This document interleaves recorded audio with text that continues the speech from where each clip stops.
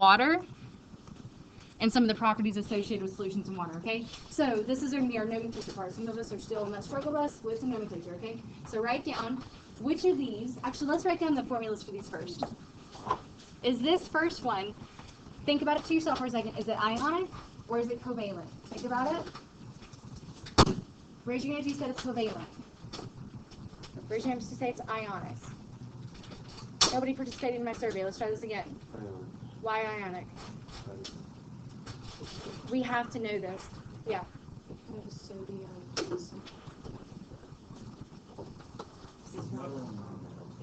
Sodium is a metal, okay? If you see a metal in there, you really have no choice. It's an ionic compound. We never name metallic compounds. Like, you'll name it copper, okay, or tin, but you don't say tin tin or copper tin. Like, we've never said that in our lives. We've always mentioned just metals and then nonmetals or nonmetals. So this is a metal. How do you know? Where are the nonmetals on the periodic table? Upper right corner, right? So this is a metal. And this guy, it ends in 8. What is that telling you? It's what? Ide is on the periodic table. Polyatomic ion. So what polyatomic is this? So it's carbonate, but it's the bicarbonate version of it. So let's what is carbonate? Just simply carbonate. I know sodium is sodium Na. What's the charge of sodium?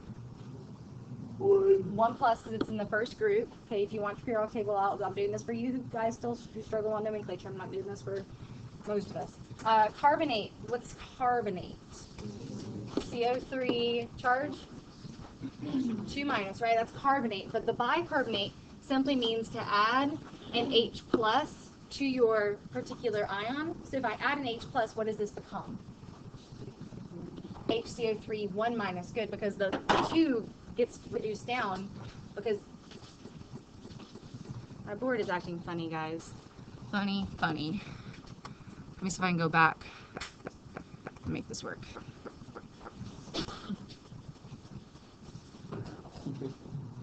Guys, what's wrong with the board? I don't know.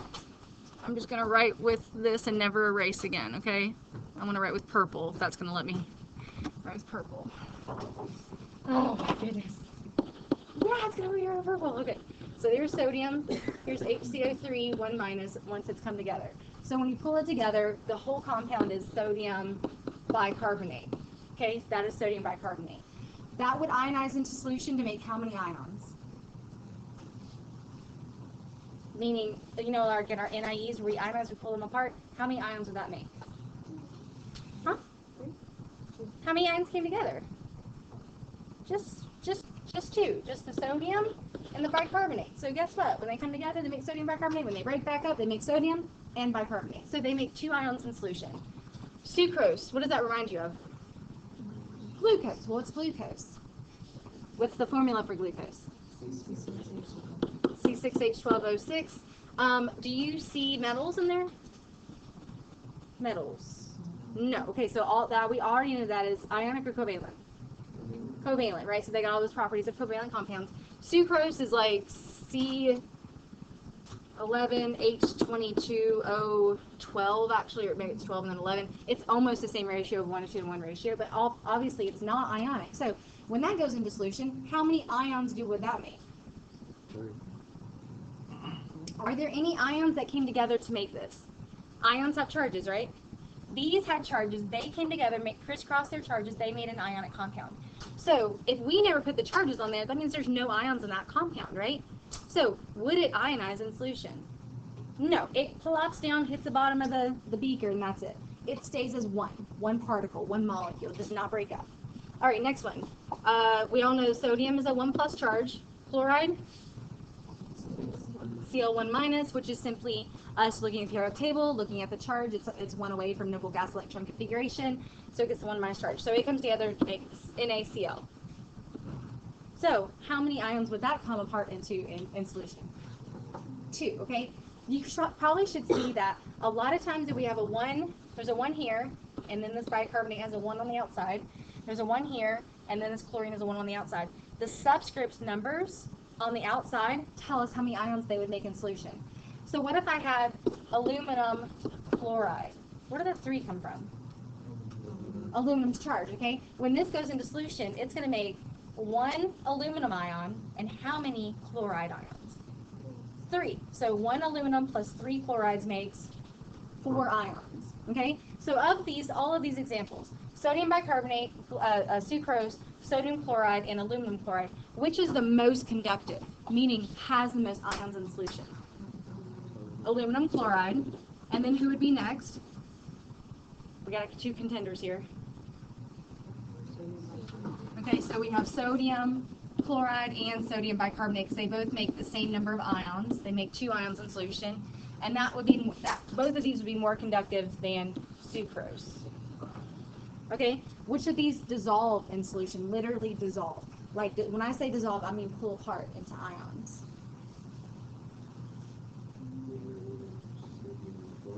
Sodium chloride would dissolve because it's ionic. Which other ones? Sodium bicarbonate because it's ionic. And aluminum chloride because it's ionic. So pretty much anything ionic will dissolve. Most people would say, oh yeah, sugar dissolves, right? Like you put sugar in your tea, sweet tea, probably in your coffee. The word dissolve is used incorrectly by most people, okay? For us, when we say dissolve, we're going to say that it ionizes in solution. Sometimes the word dissolve just means to surround with water, which is like solvation, and that was in one of your vocab terms. So I'm going to use dissolves as ionize, okay, so we can stick with one definition. And we just talked about ionizing. Okay, cool. So there's a little bit of review there. Now, we're going to talk about water, which is chapter 15, for about 10-15 minutes, that's it, and then we'll get on some solution stuff, okay? The video here is 4 minutes long, and it talks about every property of water we should know. Write down all the properties of water that it talks about, okay? So we're going to do a quick intro video. I know you guys are super awake. Work with me. You can do this.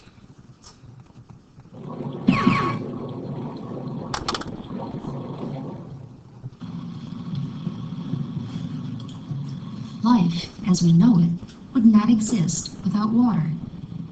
Over 70% of the planet is covered in water, and our bodies are around 70% water. But why is water so important? The structure of a water molecule and the fact that it is capable of forming hydrogen bonds with multiple other water molecules simultaneously provides water molecules with some very unique characteristics. These include the ability to act as a universal solvent, the properties of cohesion and adhesion, a high surface tension, a high heat capacity, and changes in density based on temperature. Okay, the extra properties of water, write down a brief about these and let's talk about them. Universal solvent, what does that mean it can do? Solvate things, dissolve things fairly well. You remember the like dissolves like phrase we mentioned? Gosh, polar bear video? Like dissolves like polar and polar. So we've got that in universal solvent. So water does a really good job of dissolving things like itself, aka it's polar. Cohesion and adhesion. What does co refer to? Usually co. Co means like co-workers together, right? So cohesion is referring to water interacting with other water molecules like itself. So it pairs with itself. So that's how water makes droplets, right? Adhesion sounds like it's adhering to something. So like the inside of your water bottle, it'll creep up, or in a graduated cylinder, it'll creep up and make that meniscus. So cohesion is with itself. Adhesion is to some other like plastic or glass or something like that. High surface tension, meaning surface tension, water. Does that mean that, like, you can stick your, I know we can stick our fingers through water. We're big people. But like a water bug, what do you see happening with a water bug in water? They glide across it, like they don't penetrate the water. Meaning that the water has more attraction for itself than the water bug has with going through it. So they have a high attraction for each other. So it's leaving you with a nice flat surface and the water bug does not go through. High heat capacity, we talked about that last unit. Changes in density, we're going to see in just a second. Let's take a look at each of these in turn. Water is often called the universal solvent, which means that many substances dissolve in it. Water's solvency has to do with the polarity and hydrogen bonding ability of water molecules. When a salt, such as sodium chloride, is placed in water, The negative ends of the water molecules are attracted to the positively charged sodium ions, and the positive ends of the water molecules are attracted to the negatively charged chloride ion. So you can see the negative chloride, the positive. What are these, H's or O's? The gray ones. Those are, the gray ones are which ones? H's. H's have the partial positive, that's why it's attracted to chloride. This one, what's the red one? Oxygen, so it's negative, so it's attracted to positive. This attraction causes the sodium and chloride ions to break up or dissociate in water. Why is this important? Since our cells are mostly water, these solutions of ions and molecules allow chemical reactions to occur much more frequently, which is an important feature to allow organisms to respond to their environment. Water molecules are also cohesive and adhesive. The hydrogen bonds in water cause water molecules to stick together, a property known as cohesion. Polar bonds also give molecules an adhesive property, or the ability to cling to other polar surfaces. Why is this important? Well, water fills the internal transport systems of plants and animals. Because of these cohesive and adhesive properties, water allows for the efficient transport of nutrients and waste within an organism. Water also has a high level of surface tension.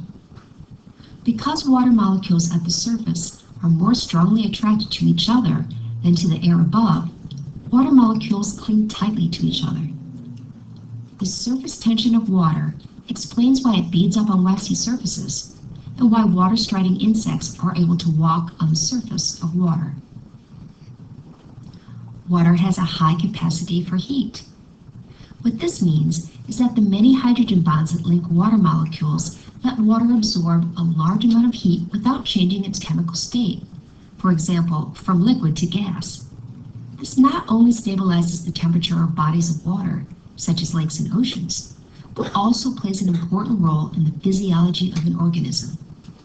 Since life is based on water, and the temperature of water rises and falls slowly, living organisms are better able to maintain their normal internal temperatures and are protected from rapid temperature changes. And finally, the density of water is based on its temperature. However, unlike many other compounds which contract when they freeze, the configuration of the hydrogen bonds in water causes it to expand when it freezes. This expansion causes ice to have a lower density than liquid water, and therefore ice floats on liquid water. If ice were more dense than water, it would sink, and ponds and lakes would freeze solid. So you can see the big geometric shape it makes like a hexagon, so there's nothing between there, meaning the ice is less dense, so like 0.95 grams per milliliter versus liquid water, which is what density? 1 gram per milliliter, right? So there's a difference here. Making life there impossible. Instead, bodies of water always freeze from the top down. The ice on the surface acts as an insulator to protect the water below from freezing. This protects aquatic organisms so that they can survive the winter. Cool. Okay, so that's basically it for water. I have a little bit more to walk through with you, but that's really it. Water is super easy to talk about. It's something you're very familiar with. You can read through reading guide 615 if you want more. I'm just going to talk about, not this, we already did this. Oh, so they mentioned a lot of the properties came from what? Very important intermolecular force that's between two water molecules. Hydrogen bonding, right? So hydrogen bonding controls all of those physical properties about water. So that's just making sure we know the IMF that holds water together is hydrogen bonding. So the physical properties are all simply because of that. So if you ever see a question, it's talking about forces or physical properties, the answer and it's dealing with water, it's probably hydrogen bonds. Most definitely like the best answer you could choose. So IMF, hydrogen bonding. Okay, what shape is this for water? Bent, right? And so that bent shape leaves it able to become a polar molecule. Why? What's over here on the water molecule? Lone pair of electrons, good. This is oxygen, and the oxygen means octet, so we have 2 electrons here, 2 electrons here, 2 here, 2 here, so it gives us 8 electrons overall for octet rule. And then what are these lone pairs doing to this bonded pair right here? Right, repelling it, pushing it. So that's the valence shell electron pair repulsion theory. the valence, the lone pair of electrons push here, and so when they push, they make that geometric shape change slightly to be bent. So you can see a lot of this is review right now. Okay, and there's our hydrogen bonding. I've told you this is not very much. I'm not going through surface tension, so we just talked about that. I did want to go through surfactants. So this is the other part that's dealing with water, but it's really how water interacts with other molecules, okay? So write down the information about surfactants. And then when you think surfactant, you should be thinking soap, okay?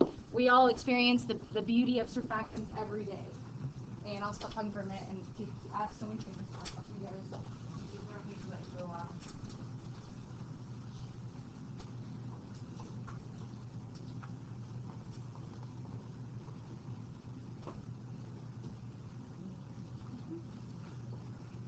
Don't mind me. Sorry. Just let it hit you.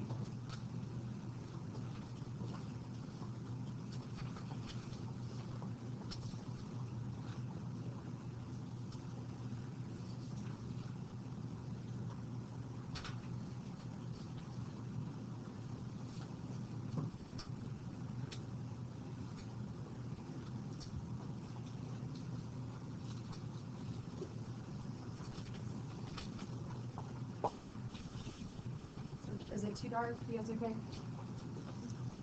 I'll start. Okay, so surfactants are just a molecule that interfere with the hydrogen bonding of water. So essentially, it's breaking the water molecules apart from each other and allows for other things to get between the water molecules. The thing that gets between the water molecules is usually oil and dirt or soap. But soap molecules are actually the ones breaking apart the water molecules. So I say it decreases surface tension because it's allowing for the hydrogen bonds to be overcome. So the surfactant is going to be, it'll look like, can I start down like right there? Is that good? Okay, surfactant molecules look like this. So a lot of our soaps are these huge honking molecules. And the huge honking molecules have two parts to them.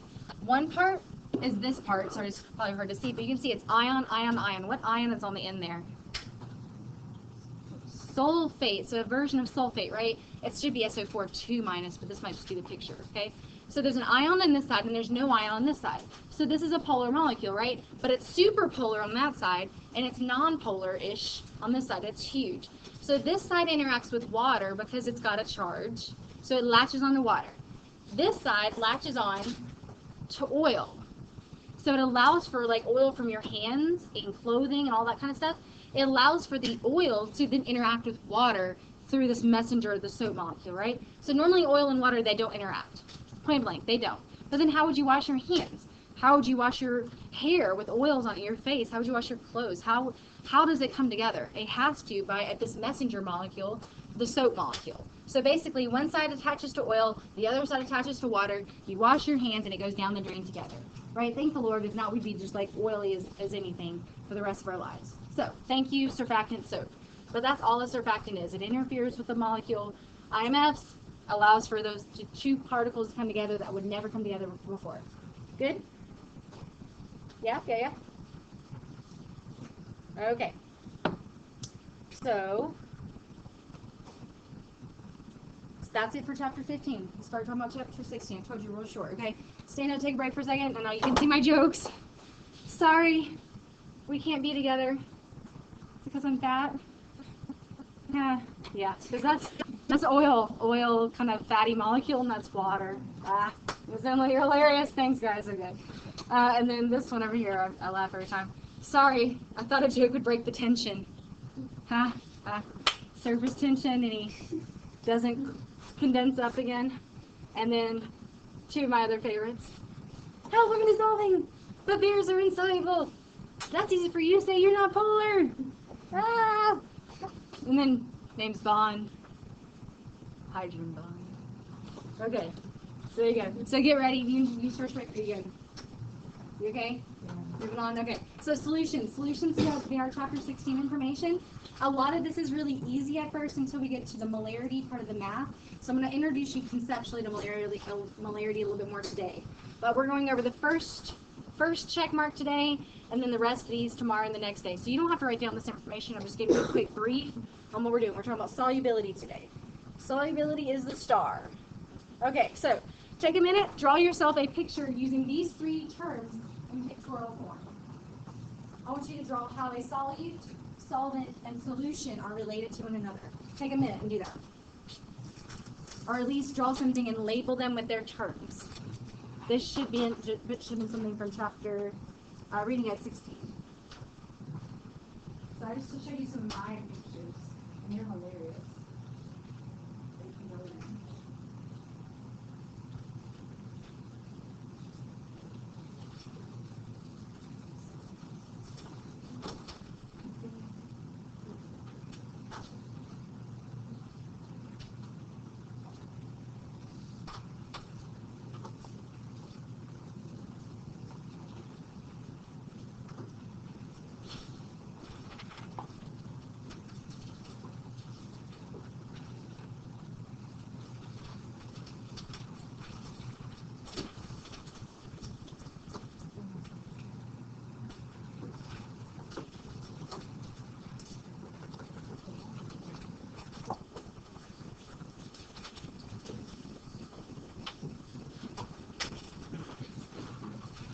Some of yours are like, what are we drawing? That's because people cannot get straight in their head. Solute and solvent. So, which of these is the smallest particle? Which one? Solute is the smallest, okay? The smallest particle, the smallest amount is going to be the solute. What is the, once I put two of these things together, what is the final thing called that I make? Solution, right? I make a solution by putting two things together. So what two things am I putting together? Solute and solvent, right? So my best and favorite example is some Kool-Aid, which is my solute, plus agua, which is my solvent, aka the universal solvent, right? We can dissolve most things in water. And then they're going to make a solution of Kool-Aid juice. I'm just going to put juice so it's not the same thing. So this is Kool-Aid powder. How about I say powder? To make this liquid solution yumminess. Okay, so that's basically what it is. But I need you to be able to isolate these two terms in pictorial form or in your, like, trying to explain something. So I have a couple here for you. I just love hanging out with you, sodium or chlorine. Hee hee. No. Hee hee, sodium? Yeah, that's what he says. And then, oh no, it's that water. What, where? Dun dun. Dun dun. I'll never forget you. Oh, poor happy family, right? So who was the solvent? Water. Who was the solute? Sodium chloride, and then we broke them apart to make this sodium chloride solution. Right? It ended up good. It's fine. They'll get back together eventually. But there's also more extreme versions of pictures like this. You can see that this is like a lattice structure, which is like a ionic compound lattice, and the water, this water looks latticey, but it's not. It's just it's going to be breaking apart. You can see it breaks apart here. And then when you mix them together, you can see they're all dispersed together to make a solution. So there's boring pictures and there's cartoons, but we're going to be familiar with both.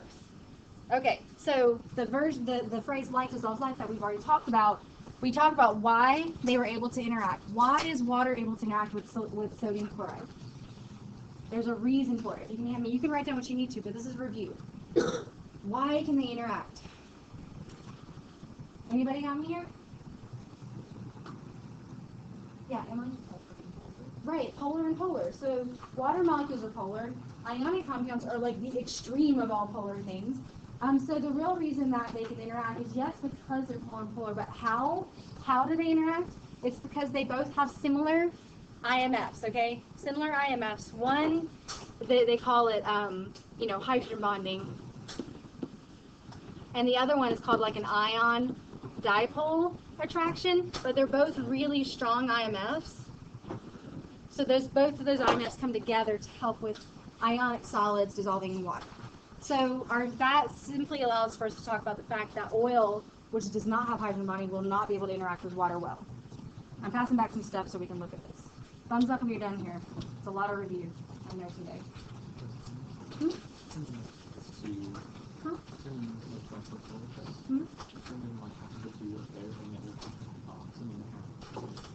Oh, it's probably still in the stuff. Oh, boy. Yeah, I've got more to pass that. Until the rest is. I might have made a mark on the other one because I realized it after the fact. Yeah, that's just because I just saw it in another stack. Okay. All right, so let's talk a little bit more about how these things dissolve. Okay, so how the reason, the kinetics behind it, like how they interact, is very important to us. So we talked about, actually one of your quiz questions was, how do things become a solution? What are some things you can do, some factors involved in dissolving?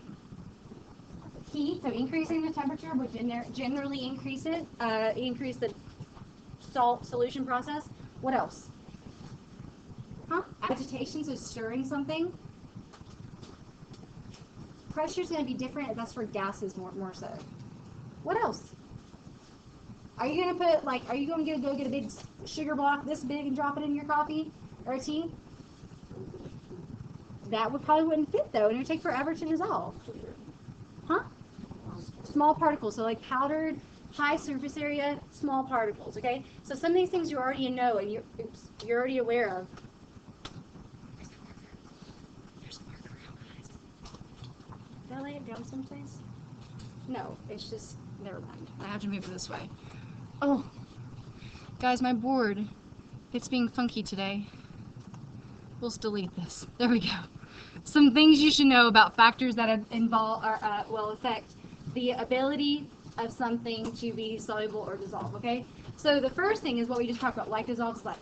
You know, if it's going to dissolve, it eventually will. You can agitate it, you can increase the temperature. But if there's similar polarities, then they'll probably dissolve. But if they're polar or non-polar, heck no, not going to happen. It's just not.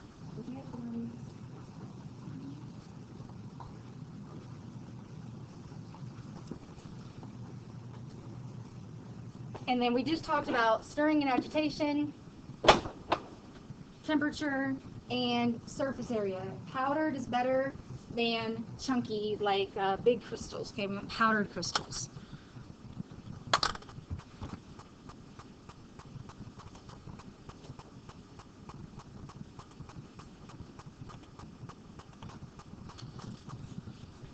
And so when I say rate changes rate but not amount, basically when you stir something or agitate it, you can increase how fast it dissolves, but eventually it's going to meet a maximum. Like if you keep putting a packet of sugar in, stir, pack of sugar, stir, pack of sugar, stir, into some tea, I mean, eventually it's going to get to the point where you've met a saturated capacity. It's not going to dissolve like a million bags of sugar or packets of sugar. So it changes the rate, but not the amount of it, because it reaches saturation.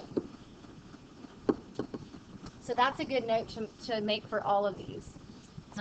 Increase in the stirring and temperature.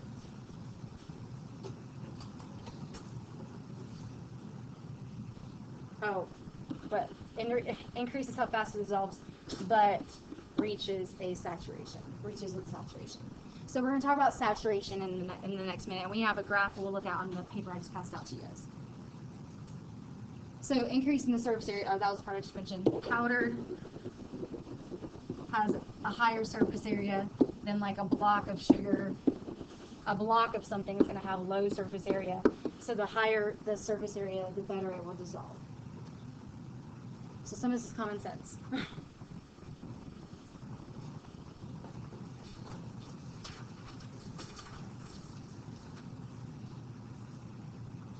right, take another second there.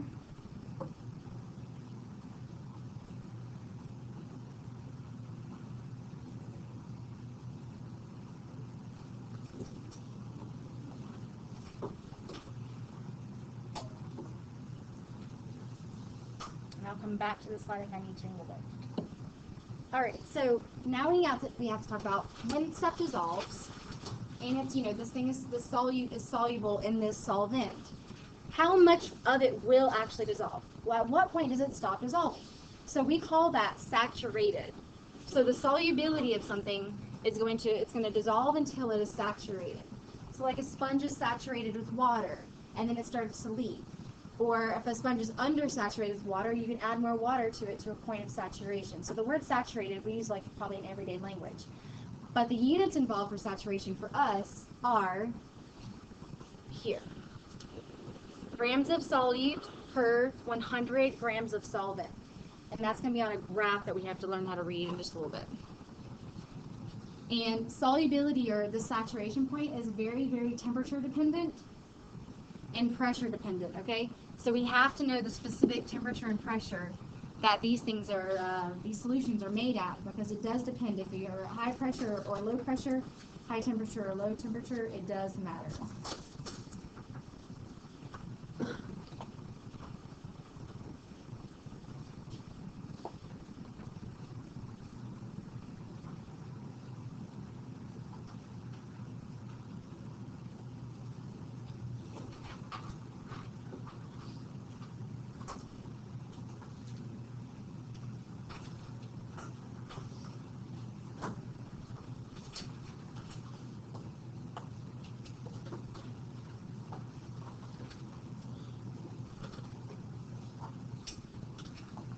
I'm trying to go a little slower on the conceptual stuff right now. We need to learn that today.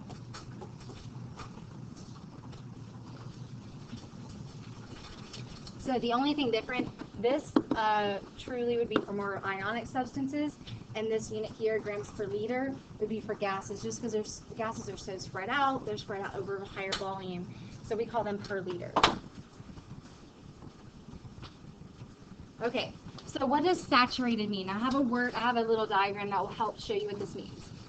The term saturated is definitely this definition here, okay? You can write that down if you need to, but it's just a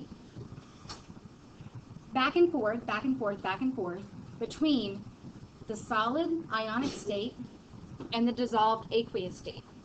So solutes dissolved in solution and undissolved solutes, meaning solid. So basically, a saturated solution is at capacity of dissolving, and then there's this like back and forth, dissolved, undissolved nature between the solid and the aqueous state.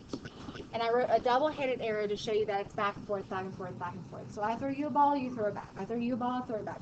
I dissolve an ion, one comes undissolved. I dissolve an ion, one comes undissolved.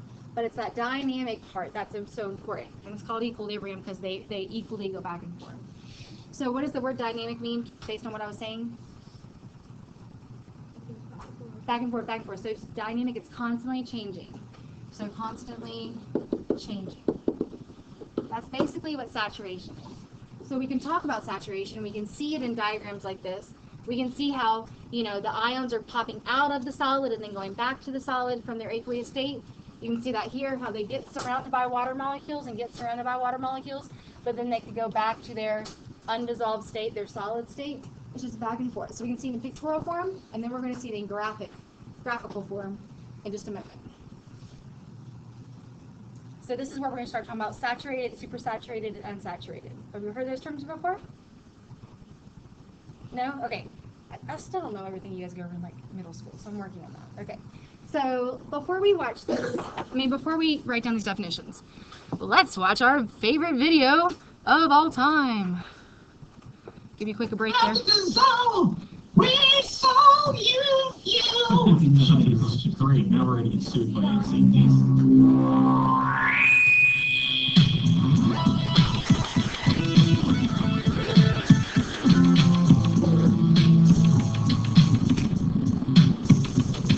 The salt is up in water in a beaker today. The ions broke apart in the usual way. The molecules of water kept the ions apart. A salt solution formed, but that's only the start. Homogeneous, the same throughout.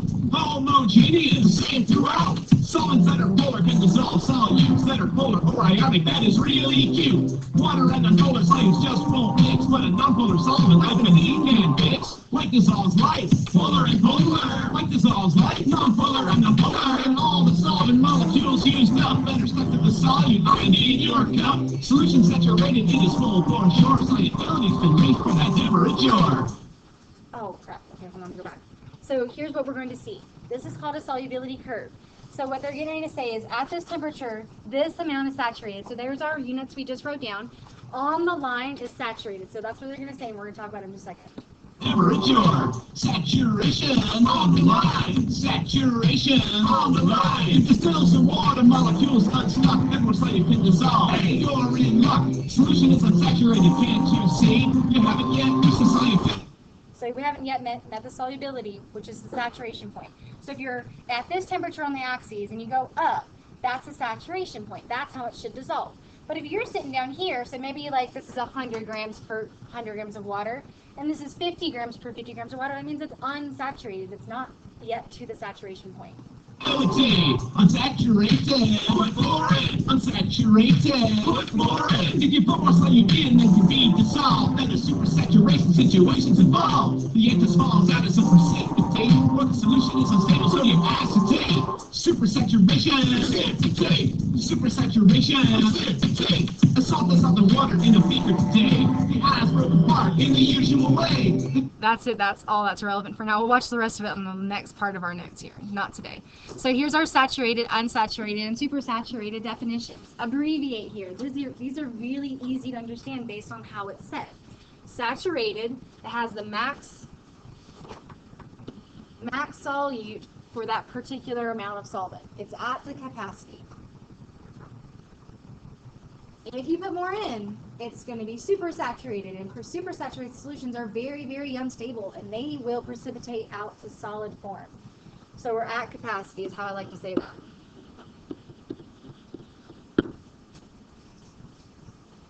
Unsaturated means it's undersaturated. There's not enough stuff in there yet.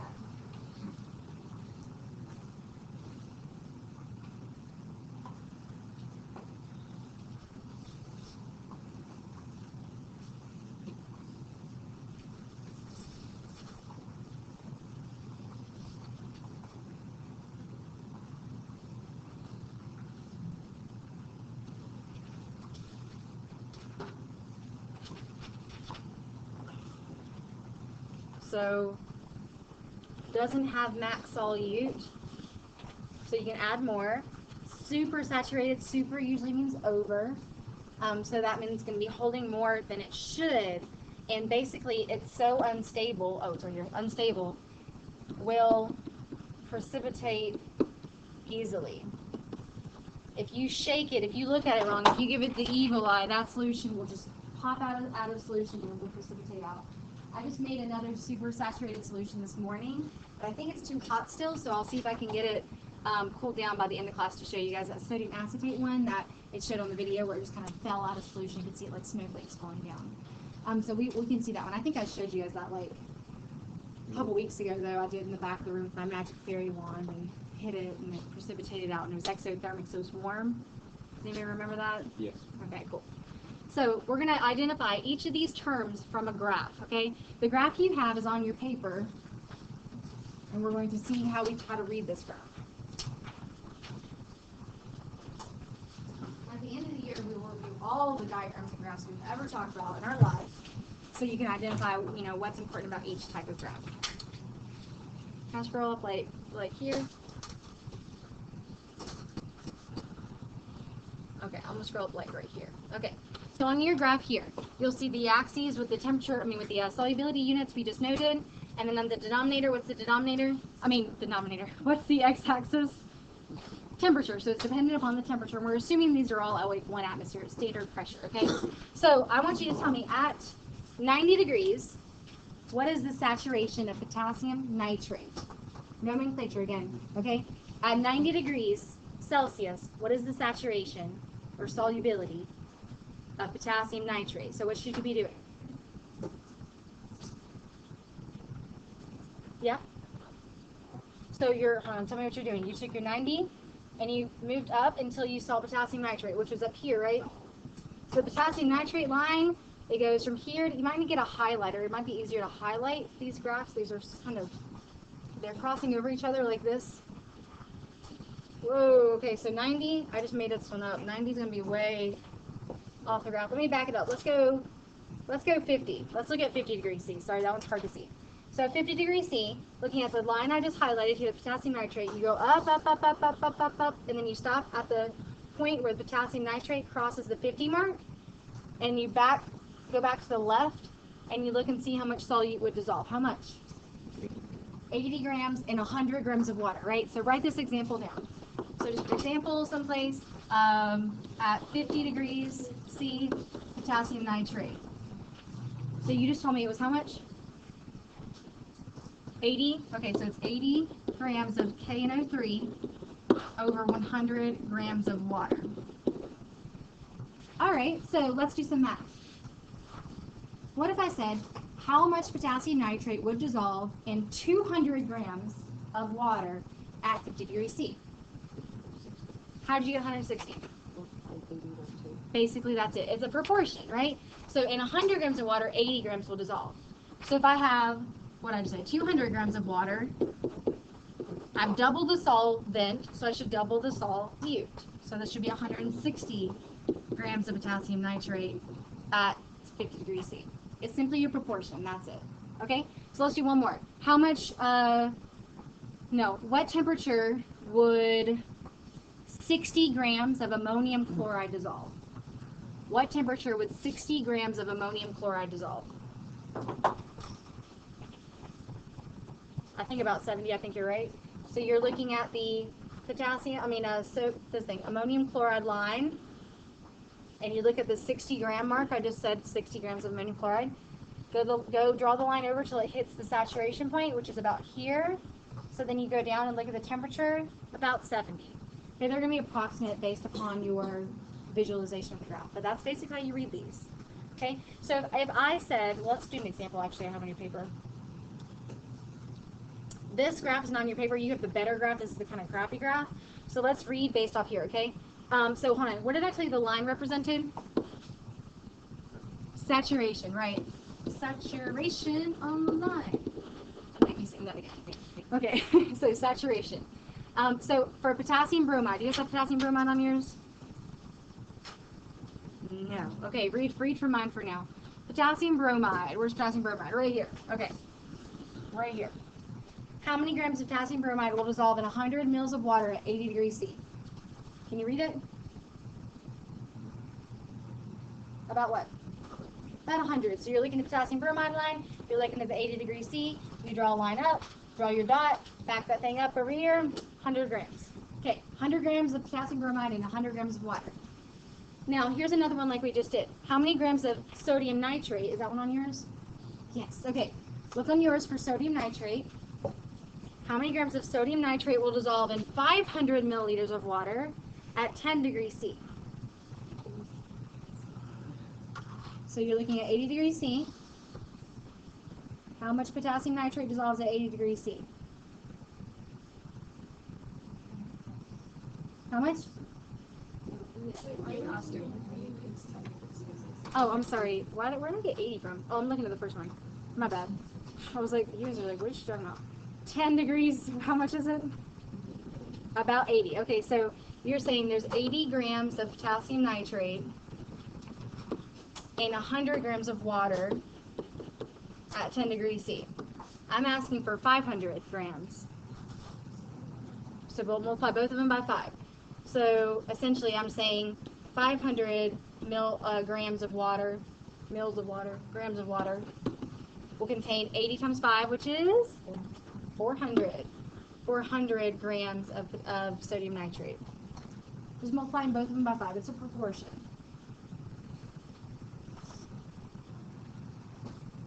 Okay, so now according to my graph up here, at 40 degrees C, which salt is most soluble? Meaning will dissolve the most. According to my graph. Potassium nitrate, because it reaches the top, right? You can't change colors on you here, so you can see the top salt here is potassium nitrate. So basically, it's the most soluble. It will dissolve the most in the water here. And you can look at the 40 degree mark and see. Oh no, at 40 degrees, my bad. 40 degrees, it's sodium nitrate, because it says at 40 degrees. But if I'd said overall, you could have said potassium nitrate. So basically, you're reading a graph. Okay, so here's what I want to do. Let's talk about supersaturated and unsaturated. So 100 grams of potassium bromide, which is on my graph, I have it highlighted. 100 grams is dissolved in 60 grams of water, or degrees C of water. So 100 grams in 100 mils of water. Gosh, I can't talk today. So tell me, is that supersaturated, saturated, or unsaturated?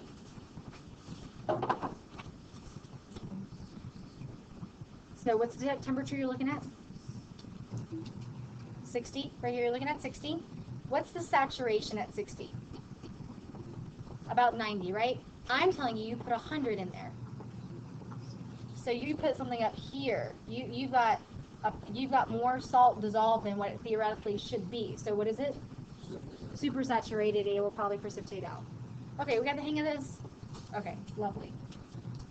So looking at, this is on your paper, you can answer from there now. Which salt is least affected by change in temperature? The solubility of it is the least affected. So what are you looking at? A flat line, right? A straight line? Which one is it? It's got to be a salt. A salt is ionic, right? So yes, NaCl. So you see that this one is straight across, which means over temperature changes, it's about the same the whole time. So the salt, sodium chloride, ionic. Okay? And then for most salts, what's generally the relationship between temperature and solubility? Okay, so temperature goes up, what happens to solubility? Right, so they're directly related. Increasing temperature increases solubility for most salts. There's a couple, like the sodium sulfate here, it's going down, but most of the other ones go up, up, up, up, up, up, up. All right, what do these dashed lines represent? Gases. You see your key at the top corner?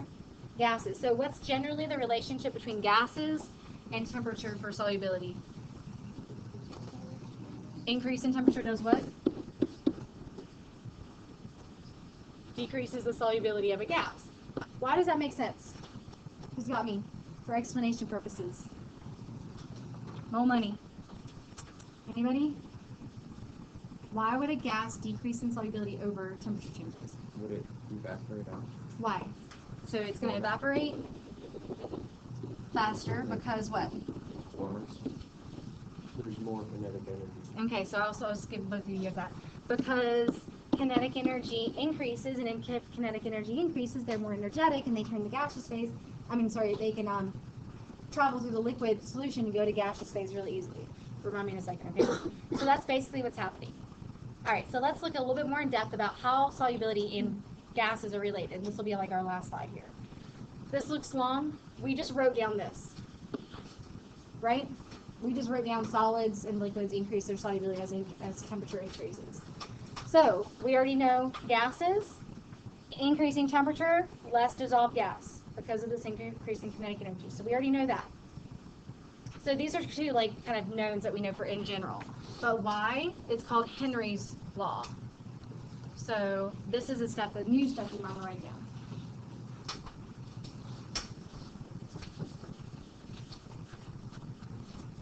So this is how temperature and pressure are related to solubility of a gas.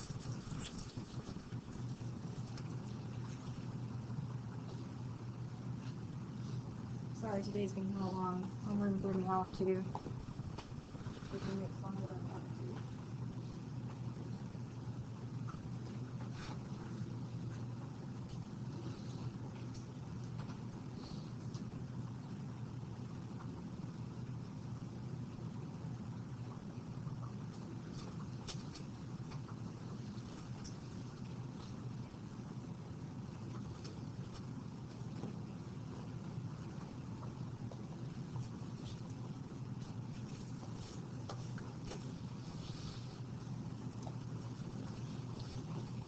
So if you think of a soda, you know that if you open up a can or open up a bottle, 2-liter bottle of soda, it goes flat over some time.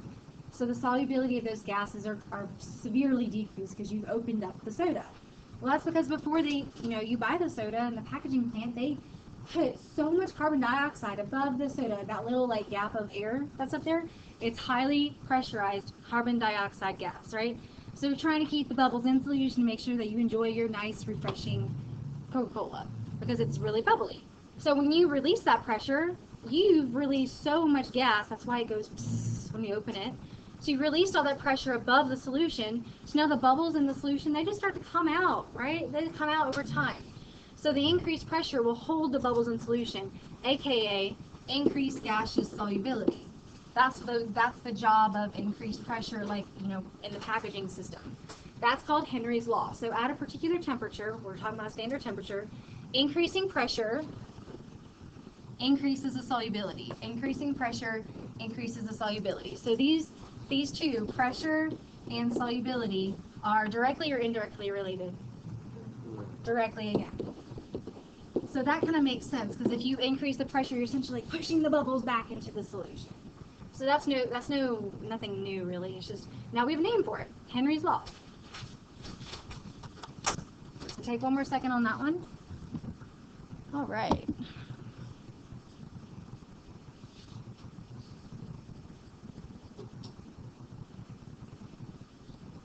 So I have a picture. Oops, I just accidentally moved that down. You can see the picture here, increasing the pressure from here to here. You see the piston has scooched down. These pink particles here, they're the gases. The blue stuff is the liquid. So when you increase the pressure, we went from 2 gaseous molecules to 4. So it's directly related because it's the same quantity relation. So we double the pressure, we double the concentration. Directly related. All right, so that's not a lot of new stuff today, but enough to kind of get you interested. Tomorrow we're going to do calculations on molarity. We have about 15, 20 minutes left here. I have 2 things I want you to do. So you can see up here, molarity intro and gas review. Some of us have essentially no gas corrections on our test. I couldn't give you back the gas test until I got to retake it. That's why it's so late. I'm sorry. I want you guys to start on this molarity worksheet. Please don't write on it. I need this for next series too. To introduce yourself to molarity, so tomorrow is not such a new concept, and we can work more on practice. So tomorrow I'm trying to do a couple more practice questions with you guys as per your request, and slow down on the introductions of stuff. So this is you introducing yourself. I'll pass that gas free response test. You guys are correcting your gas free responses tonight, using your notes, using a friend, using whatever you need. But I'm asking for you guys to do that for me tonight. I'm not giving you any other homework. Okie dokie? So if you have very little gas corrections, then you're pretty good. But if you have a lot, you just got more to do. So I want you guys to get through. I'll pass back your free response in a second. You guys can get through most of this actually, okay? And then I'll give this for you to take home if you don't finish here. I'll pass back the gases free response too. There's 17 questions. Sorry, 16. You're going to 16, question 16. Did you guys get one? Okay, did you ever get one? Okay, come right on this and it's for next period. Grace, I gotta pass back some stuff. Oh, that's fine. I'll get it for her in a second, okay? I just want to stop videoing real fast. Nice,